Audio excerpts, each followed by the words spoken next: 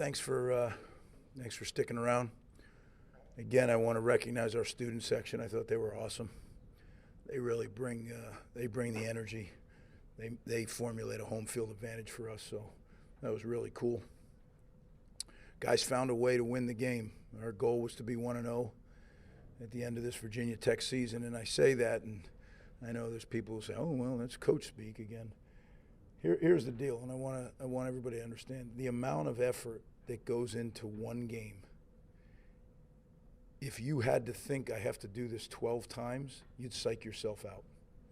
And that's why we say it's a Virginia Tech season, because you pour so much into that week, into that season. And now tonight you got to take a break, because then you got to start over and do it again into the Michigan season. And if you don't do it, I don't know. I'm not tough enough, I guess, to just look at it as 12 straight. I got to look at one at a time, and that's why our team does it. So that's really what it's at. We found a way to be 1-0 in the Virginia Tech season. And I'm really happy about that. We didn't play our best at times, but our guys figured it out, and that's part of it. So I'll open it up for questions. Greg, you're up 21-16, and it looks like they're starting to gain some momentum. Kyle rips off that run. Just talk about that turnaround play there and how those guys were able to stay the course. Yeah, I mean, I think today the whole day was chopping, right? It was all about whether things go good, whether things go poorly. You can't be thinking about the past, and you can't be focusing on the future. You got to stay right here and chop the moment, and that's what our guys did, because sometimes the moment wasn't great. You know, you swing that axe and it does nothing. It hits and it bounces off the tree. So what do? You quit? No, you got to keep swinging it, because eventually it'll do it, and that's really where our guys we're really learning how to do that.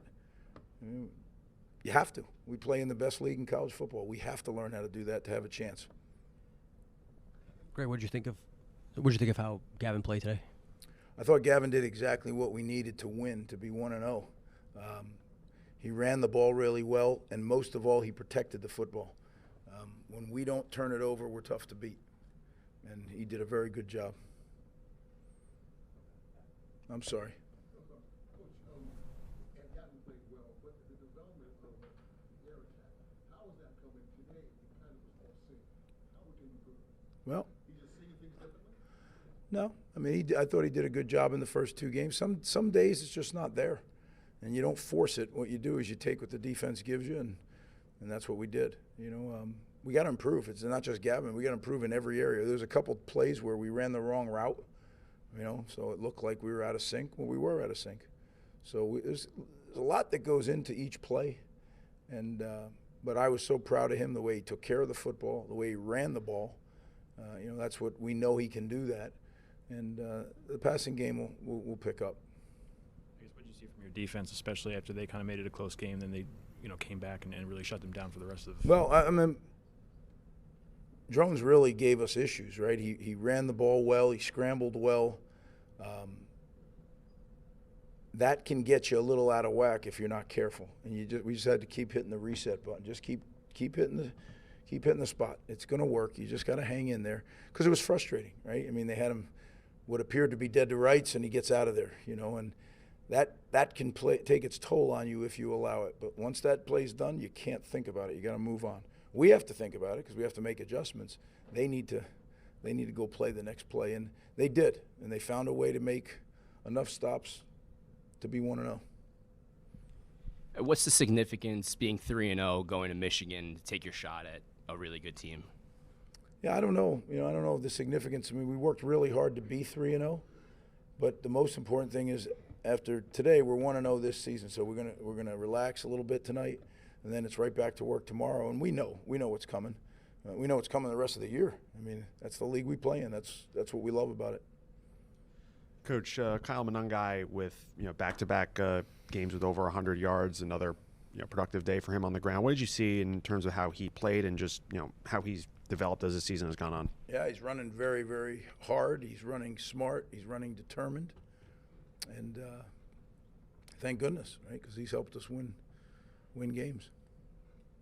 Greg, any concern that the offense might have gotten too conservative in the third quarter? No.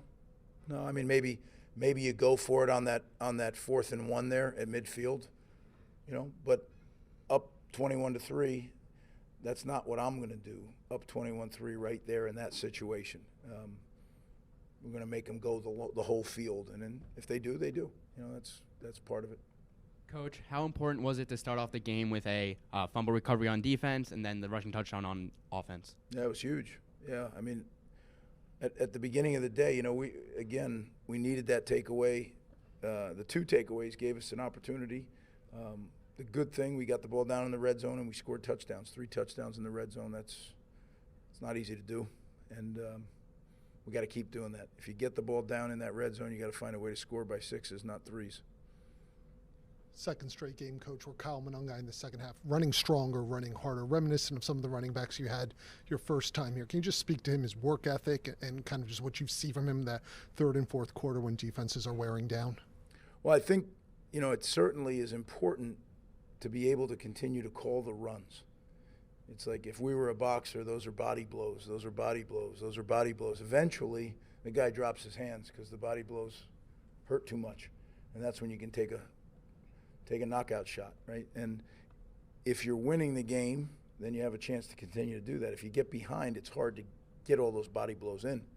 So that was important, getting the lead today and being able to do that. They're very aggressive defense, well coached, but I thought if we could play with a lead today that we would be able to wear them down, and I think that's what happened. Greg, Aaron Lewis, 8 tackles, had some big plays in the second half. Just talk about his play today. Yeah, I thought Aaron showed up in a big way. You know, that 2-point stop where he sweeps the ankle on the guy, I mean, it's a significant play at the time. But I thought he played at a high level, and we're going to need him to do that, certainly. He's one of our better players. Christian Dremel was a walk-on for this program, and he's kind of worked his way up into an important role, gets rewarded with his first touchdown today. Can you just talk about his journey and his career and what he's meant for this program? Yeah, I have the utmost respect for Christian Dremel. He's an incredibly hard worker. He is a team guy. You know, he's tough. I mean, he's been bumped up. You know, we don't talk about it, but he has toughed it out. And I think our whole team has a lot of respect for that young man. Sure. Could we just run through the guys that were on the report? Needham, Long, and Brantley, I'm assuming, is still an NCAA thing, but just what kept those guys out of the game? And can you share anything about long-term, how they're prognosticating? Yeah, I think we'll get them all back at different times. I can't tell you about Brantley. I mean, that's a different story. But the injury-wise, I think we'll get them back at different times. Might be a little bit for some of them, but we'll just – guys are working hard. You know, I think everybody, they readjust. If you get an injury, you readjust your vision on what you can do now. I always tell guys that are injured, I don't want to know what you can't do. I want to know what you can do. So if I can't run right now, I can sure watch tape. I can sure fit against the screen where I'm supposed to fit. If I'm a defensive player, I can move where I'm supposed to go as an offensive player. I can lift my upper body. You know, I can eat right. I can sleep. I can heal. Like, let's focus on what we can do, and I think our guys are doing that. We have a great medical team here that cares for them and gives them all that instruction, but at the end of the day, they have to do it, and they are. So, yeah, I'm pleased with that. All right, guys, appreciate you covering us. Thank you.